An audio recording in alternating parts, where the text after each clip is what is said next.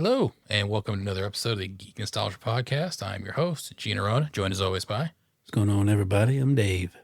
And today we are going to tackle kind of an oddball subject for us, but it's Current event. a current event, which is weird for a nostalgia podcast, but it's and it has to do with nostalgia, I think. it does in a big way, actually. Yeah. Because it's history repeating itself in a sort of way, and that is video games, console games in particular, going discless. All digital. All digital. And before we get too deep into that particular rabbit hole, I owe you a Chuck Norris joke because we're doing that every episode this season. So, Dave, do you know that Chuck Norris can slam a revolving door? If anybody could, it's him. You know what? He's also capable of unscrambling eggs. So he was a talented man. Rest in peace, Chuck. Rest in peace, Chuck, indeed. So Microsoft, Sony, they're both going that direction. It's not surprising to anyone that they're going to do that. But we deal in nostalgia, right? What was your first sort of initial thoughts, feelings to hearing that was going to happen? It was a lot of mixed feelings. And we're doing this episode because we think it needs to be discussed. For those of you that listen to us, you may not know which direction you want to go and maybe want to hear some thoughts on it. At first, I was completely against it because we grew up, everything was on a cartridge and then everything was on the disc. No DLCs, no day one patch. And then as time progressed, you got day one patches, DLC, pay to play, pay to win type thing. But the last few years, a lot of games you get, it may have the disc, but you put it in and you have to download 80% of it anyway. I mean, what is 20% of a game? What are you playing? Is that the title screen? The credits? All that little stuff? So it's been like this for a while. And I'm a huge movie collector. So I love physical media. You've seen it. I have thousands. Mm-hmm. They're all cases. They're all discs. That's also how I like my video games. And I go and I collect cartridges, and PS1, PS2, 3, Xbox 360. I collect all of them to have in physical. I think my biggest problem is you lose that choice. Like now you have to go all digital. Because some games you can't fit all on disc. Like the newest Batman Lego game. That's completely on the disc. GTA 6, huge game. There's no way you're going to fit that on one of these discs.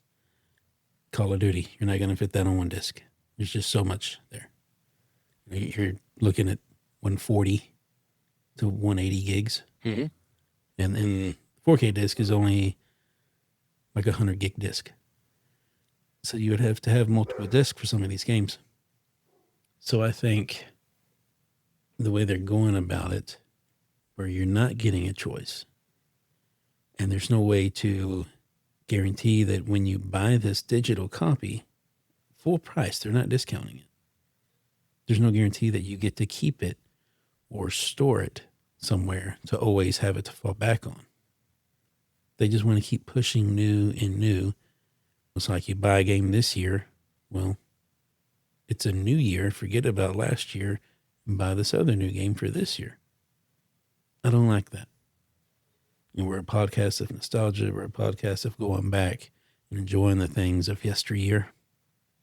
And then the fact now that the consoles coming out will be only digital in the price of a PC. I've always gone with consoles because PCs were too expensive. And because I don't have the know-how to troubleshoot all these little things you get with PCs. But if I'm going to have to pay a gaming PC price for a console, I might as well just go with the PC. Because at least that way, I can save those games digitally and not lose them. Like everybody on Sony platform who just bought, I think it was any Lionsgate movie title. They just lost all of them. Because Sony lost that license. and they can't carry them now. They didn't get anything in return for it. I don't have to worry about that because I have whatever Lionsgate I want on disc. But that's got to suck for people who are trying to save space. I mean, and I'm okay with digital. You know, physical takes up a lot of space. Use digital, you can put thousands on one little box compared to, you know, all four walls of your room. So I'm okay with people who want digital, but that's not me. And I don't want to be forced into spending all this money and then losing it. When I buy something, I want to know that it's there, that I can return to it whenever I want. Well, one thing I did want to sort of inject here is the size of games as it relates to disk storage capacity. Just for the folks listening at home, a standard Blu-ray typically has 25 gigs of space, dual layer, 50, triple layer, goes up to 100. And by the way, triple layer, that's like 4K Ultra HD Blu-ray. Quad layer, which is really not even for media, it's more for media backup, professional stuff. Even that only goes 128 gigs. So, ladies and gentlemen, that's what Dave was referring to when he's saying that the games are starting to very rapidly outsize the storage capabilities of these discs. Not justifying it, I'm just saying that's what he was kind of getting at there. My horse in this race is that I'm worried that history is starting to repeat itself a little bit, because you go back to the cartridge era, NES, Super Nintendo, etc. There were a lot of games that, like it or not, would be lost to the annals of time if it weren't for people ripping those off and converting to digital copies. They'd be lost. They'd be gone forever. And that's my only real concern here, is in addition to loss of ownership, which that's exactly what this would be, because you would no longer be purchasing a thing. You'd be purchasing a license for said thing.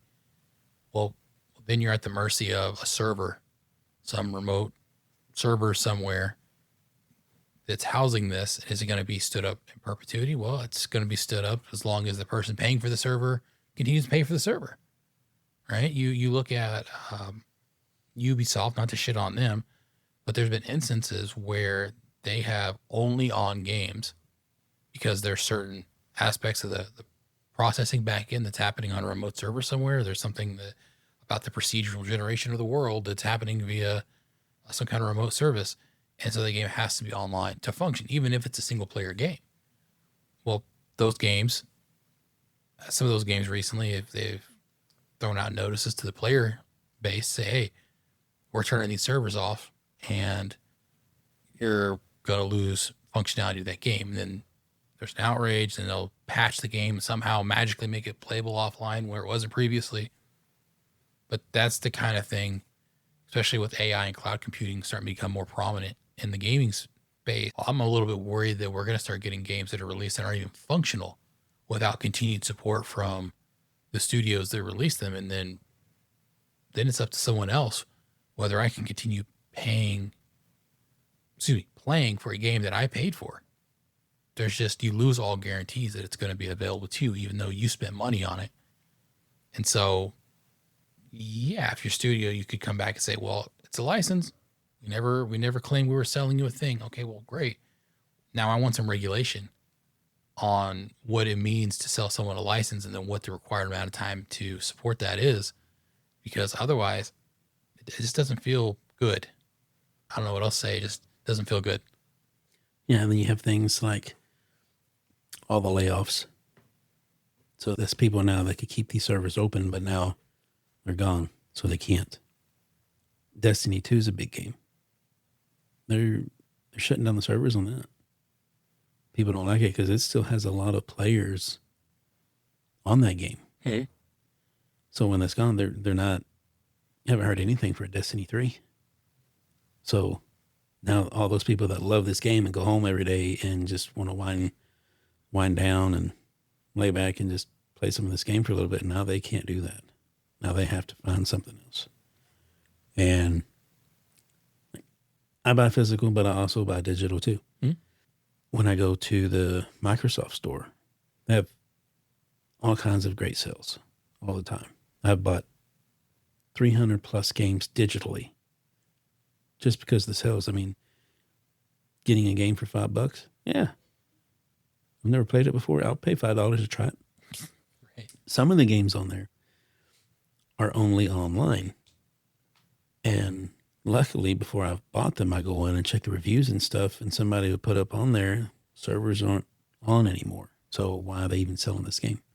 Like, they're selling the game that you can't even play because their servers aren't. Yeah, that feels like a thing where there should be some requirement that the game be playable in an offline state. And then something floating around with PlayStation where if you don't log on to your account for so long, they're just going to delete it all your games and everything. You've lost it all. Like you never existed. Yeah, that seems wrong. I think it's 2-3 years that it is. But I mean, somebody like me, I don't get on that often. I may go 2 years before, I have a PS5. Hold on. I think I'll go play something real quick. I get busy building this, doing that, life, raising kids, Yeah. going on vacations with my family. Yeah, I get it. I can't dedicate every day to doing this. So that's another issue that's going on with him doing that. I've had that account for the same account I've had for PS4. I don't think I had one for PS3. I didn't do online there. But since PS4 era, I had a profile. It's been me this whole time. I think there's a solution in here somewhere. I think as digital rights management goes, I think there should be a situation where, much like with the Library of Congress and things being retained for posterity, maybe there's a centralized server somewhere where if a game company says, hey, we're no longer going to store this on our service, well, they're required to pay the cost to have that put on a government server somewhere to make it available in perpetuity, just so it's not lost to time. And for the people who have licenses where they show they paid for it, they have somewhere they can download it from should they lose their own copy.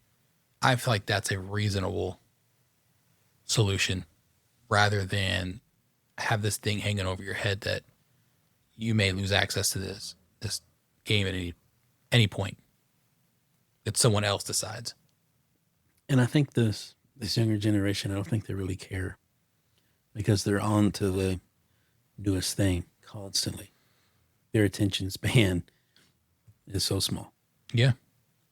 Again, it's always what's new, what's next. I done played that game, I beat it. They can play and beat a game in a day or two. I have games that are years old that I still haven't beat because I just don't have the time. Oh, yeah. Yeah. A huge difference there. You know what I think is really impacted by this type of thing the most, in all seriousness? Us single-player game folks.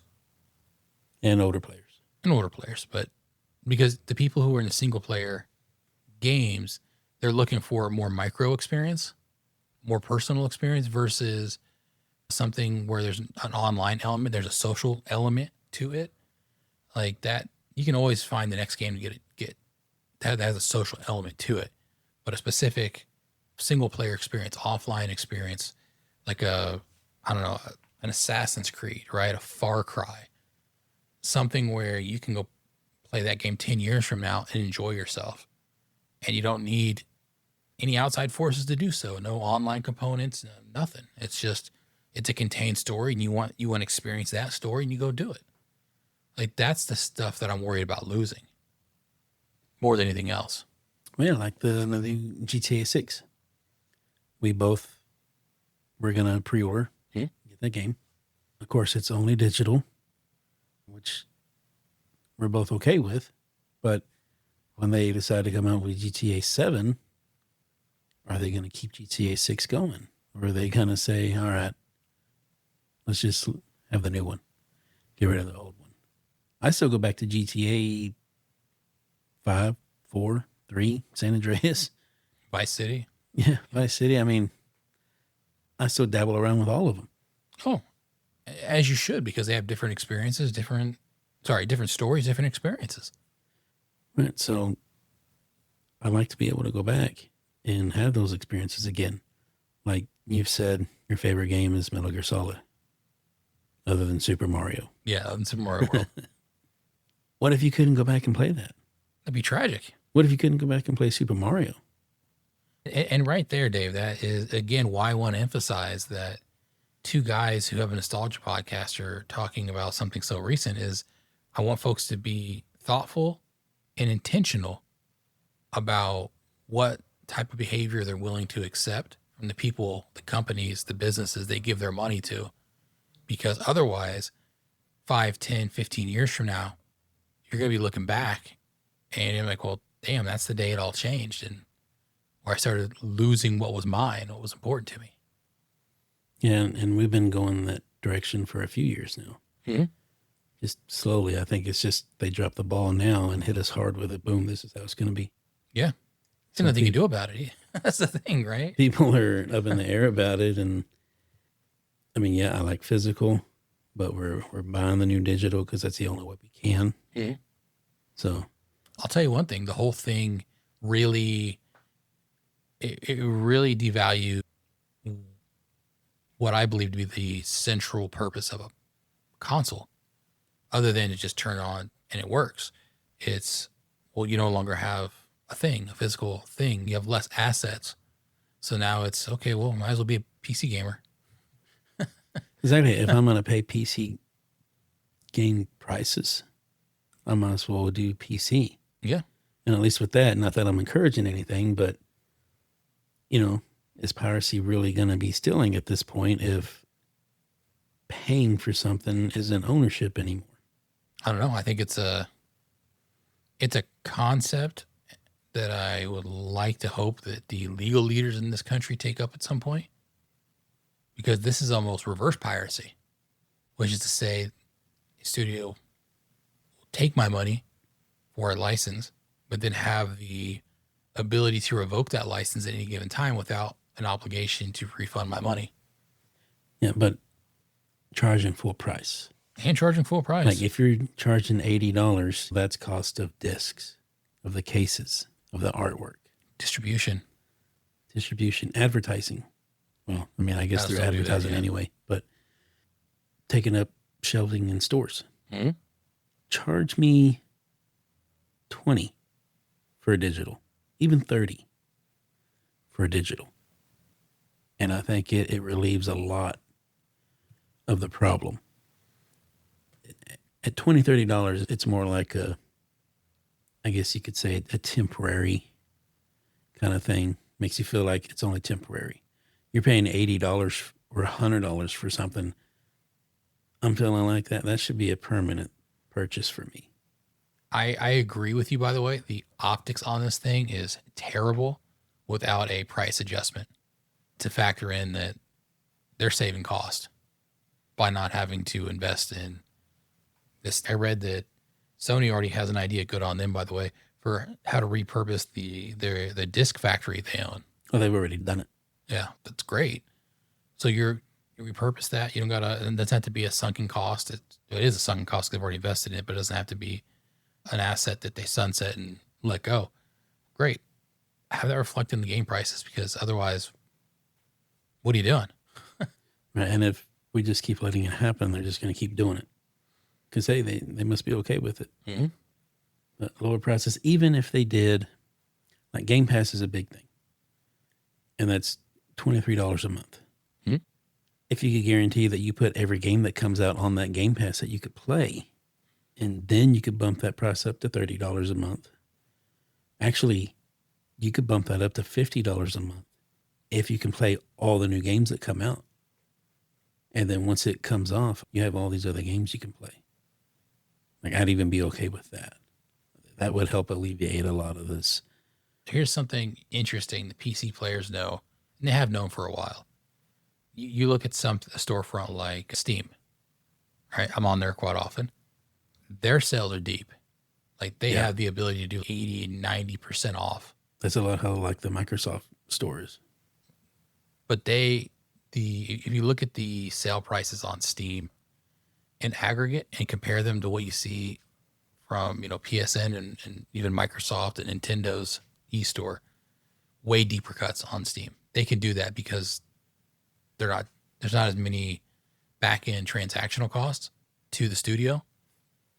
So in my mind, they stand to lose a little bit of money, Microsoft and Sony, by encouraging people to migrate away from their ecosystem. But that's a wait and see type thing. Yeah, and that's what we're going to have to do. Just wait and see. I know a lot of people are upset, and then a lot of people are completely okay with it. Yeah. I'm kind of in the middle because I have both sides of it anyway. I think there's a better way to do it going forward instead of the way they're doing it. I think we walk away from the mics today with just asking folks to be thoughtful about what this looks like 5 years from now, 10 years from now. And so that if Sony, Microsoft, even Nintendo at some point starts to give their customer base a forum for feedback, just consider what function you want these video game consoles to have in your life down the road. Not immediately, look a little long term. Try to understand what the implications are and where things are going, and possibly head off a future that you don't want, which is to say your game just straight up not being available to you. Just be thoughtful, be intentional in that way. I think is really the only thing we can do at this juncture. And if it's digital, you're not going to run out of copies. So FOMO, fear of missing out. If it's a game you want to play, maybe just wait a year and buy it for half the price. There's definitely ways you can speak with your wallet. That's for sure. I do that. Now with movies, I try to get them day one. Just, I don't know. That's my habit. But with video games, I've noticed I can wait with them. Most of them. Like GTA 6, it's been so long since we've had a new GTA game. GTA 5 has been out for so long. Mm-hmm. I want to play that as soon as I can. Oh, yeah, for sure. Like I'm drooling for it. But other games that are coming out, I'm like, I don't get $80 for it right now. I think I can wait even a couple years and get it for $20. No, for sure. Because there's, like on the Microsoft Store, there's games that are like 4 or 5 years old that I haven't played yet. And now I can get the Ultimate Editions with all the DLC. And I'm spending $15-$20 for them. And I'm like, all right, now I got the whole thing. Yet it's digital. I don't know how long it's going to be there, but $20 is enough where I can at least play it and try it out. Not as much of an investment. I get that. Speak with your wallet. If these video game companies are going to do what's good for them, then do what's good for you, and we'll see where the chips fall. Yeah, and as far as the new consoles go, I don't know if I'm going to go that route. Like I said, because the pricing. If I'm going to pay PC prices, I think my next console is going to be a PC. Completely agree, and I can almost certainly guarantee mine will be as well. But I'm still heavily into the older stuff, though. Yeah, well, I mean, just collecting all the older physical consoles and games, and we are nostalgia guys for a reason. Yeah, so I still got to have that, and I think that helps because there are people our age that don't have any of that, and so this new digital is all they have. So it's got to be even harder on them. So, but not trying to create any FOMO or any other kind of fears, but these are our thoughts, and let's just take it how it goes and see what happens next. Yeah, it'll be interesting. Try not to let it get to y'all too much. Maybe have a plan B in the back of your mind of where you'll go if it does go in a direction you don't like. Prepare as best you can. Start stocking up on some of this physical stuff while that's still an option. While that is still an option. Or start learning how to troubleshoot PCs. Do both. Let's go. We'll stop there. Just do both. All right, Dave. Anything else? I think that about covers it. All right. Well, then I'm signing off. Gene Arona, I'm your host. And I'm Dave. They'll take care. Later.